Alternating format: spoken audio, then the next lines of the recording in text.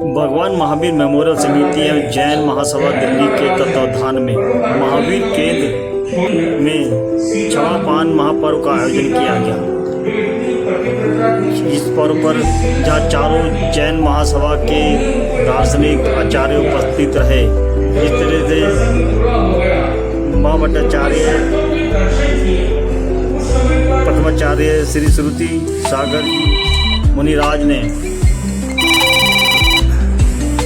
सौभाग्य हमारे भी आपका भी हो, आपसे का भी होना चाहिए। मेरा अनुरोध से नरेश जी जैन से कृपया बता रहे और 2 मिनट में अपनी प्रस्तुति दें। नरेश जी जैन।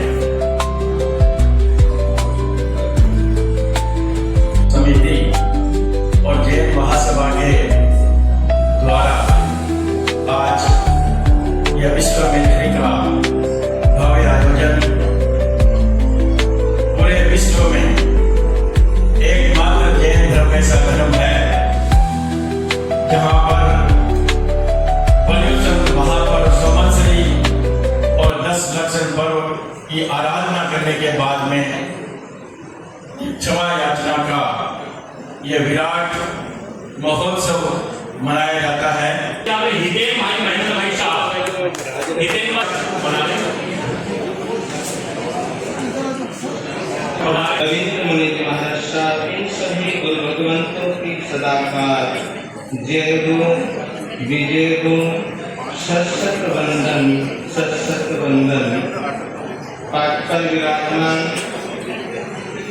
तपोरतन महोदधि महान तपस्वी परम पूजन सुरेश्वर जी महाराज साहब, परम पूज्य आचार्य श्री श्रुत सागर जी महाराज साहब, डॉक्टर मुनि श्री। मतलब ये होता है जब क्षमा भाव स्वरूप हो जाए, आत्मा क्षमा स्वरूप हो जाए, सारे कर्म निर्जरित हो जाए, सारे कर्म फॉर्मेट हो जाए,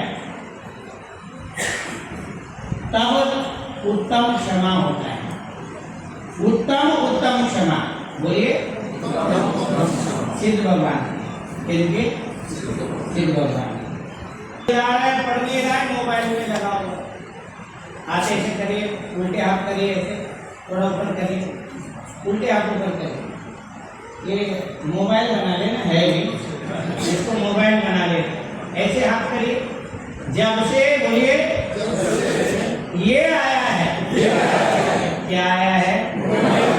ये आत्मा बोलिए बेचैन आत्मा हो गया। सही ना? अब क्षमा हो महाराज कैसे तुम क्या करोगे? बोलता है ये मोबाइल को मैं क्या करूंगा, 10 दिन हाथ नहीं लगाऊंगा। मैंने बोला सबसे बड़ा जबरदस्त तब तो ये है। अब देखिए आपके मोबाइल में सारे चीजें दिखाऊंगा मैं आपको बड़े संक्षेप में। कर्मों का आना आश्रम है, बोले ये आचार्य उनके भगवान मालिक स्वामी की वाणी है। हाथ कर्मों का आना आश्रम है, बोले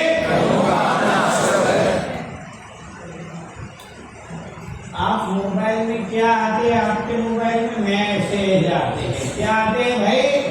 जोर से बोलो। जीव के अंदर अजीव कर्म आते, उसको आश्रव बोलते हैं। क्या बोलते हैं? आपके में मोबाइल में क्या आते हैं? हाँ बोलिए। मैसेज का आना आश्रव है, बोलिए।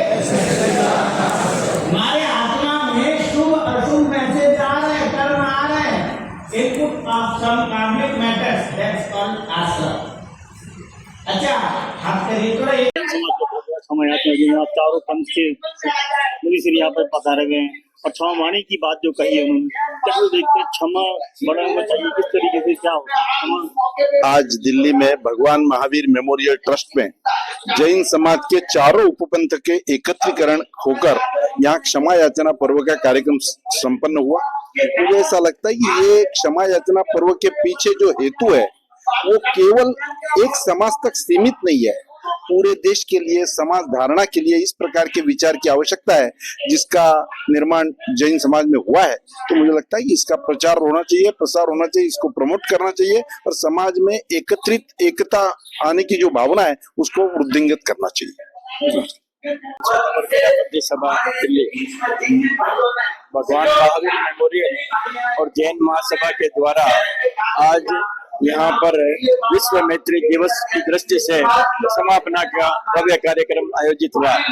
इस कार्यक्रम में दिगंबर आचार्य श्रुत सागर जी और मूर्ति पूजक आचार्य विजय हंस सुरेश्वर जी महाराज साहब और स्थानकवासी समाज से रचित मुनि जी और तेरापन समाज से आचार्य महाश्रमण जी के विद्वान शिष्य डॉक्टर अभिजीत मुनि और मुनि श्री जागृत कुमार जी यहाँ पर पधारे। और आज के कार्यक्रम की विशेष बात है, जिन्होंने जैन धर्म में श्रावक और श्राविकाओं ने 1 महीने का उपवास किया, मास क्रमण किया, उनका भी सभी का तब अभिनंदन भी किया गया। और आचार्य विजय हंस रत्न सुरेश्वर जी जिनका आज 125वां उपवास है और ये इन्होंने अपने जीवन में 180 के 7 बार उपवास किए हैं और 107 बार मास क्रमण इन्होंने किए हैं। ये आज के इस वैज्ञानिक युग में आश्चर्य की बात है। ऐसे महान संत यहाँ पर हम सबको आशीर्वाद मिला और हमारे भगवान महावीर मेमोरियल के अध्यक्ष आदरणीय KL जैन साहब और महामंत्री विपिन जी, उपाध्यक्ष जैसा उन्होंने बताया। क्या देखते समाज, जैन समाज की प्रगति और नए विचार किस तरीके से आते हैं और युवाओं में किस तरीके से ये भी बात आई है कि नई पीढ़ी को जोड़ना बड़ा थोड़ा सा भी वो कर रहा है। नहीं, मैं तो ये मानता हूँ नई पीढ़ी पहले से अच्छी है और उनसे अपेक्षाएं बहुत अच्छी है। वो बिल्कुल झूठ नहीं बोलती, जो बात बोलती है साफ बोलती है। मुझे तो नई पीढ़ी से कोई तकलीफ नहीं है। और जैन समाज पूरे विश्व के अंदर एक प्रोग्रेसिव समाज है और औरों से बेहतर काम करता है। और खासकर जो हमारा क्षमा वावनी का पर्व है, ढंग से मना ले, अपनी जिंदगी सारी गांठें खत्म कर दें यदि तो जिंदगी आसान हो जाती है। तो जिंदगी आसान हो जाती है और ये क्षमा पर्व जो हम कर सके, हमारा बड़ा भाग्य है कि चारों आचार्य पधारे यहाँ पर, समाज भी आज आया। क्षमा अपने दिल से मांगते रहें यदि हम, तो हमारा लाइफ ठीक हो जाए। इतना जिनका तप निर्मल है, इतना मन निर्मल है, वो अगर क्षमा के बारे में बताते हैं तो जरूर मन में बैठता है। आचार्य जी ने बताया कि ये डिलीट कर दो, मैं कह रहा हूँ अगर उस मोबाइल में डिलीट नहीं करोगे तो वो हैंग हो जाएगा। बिल्कुल बात है। तो समा हमारे जीवन की एक शैली है। इसको जीवन की अगर दार्शनिकता बढ़ानी हो तो समा को अपने जीवन में लाओ, तो कहीं किसी तरह का कोई किसी के साथ मतभेद, विरोधाभास, कटुता कुछ रहेगा ही नहीं। तो समा एक ऐसा मूल गुण है जैन धर्म का कि इसके माध्यम से सब सुखी संपन्न हो सकते हैं, आपस में किसी के साथ वैर नहीं रहेगा। तो ये समा हमारा, ये समझो कि जीवन का एक शैली है।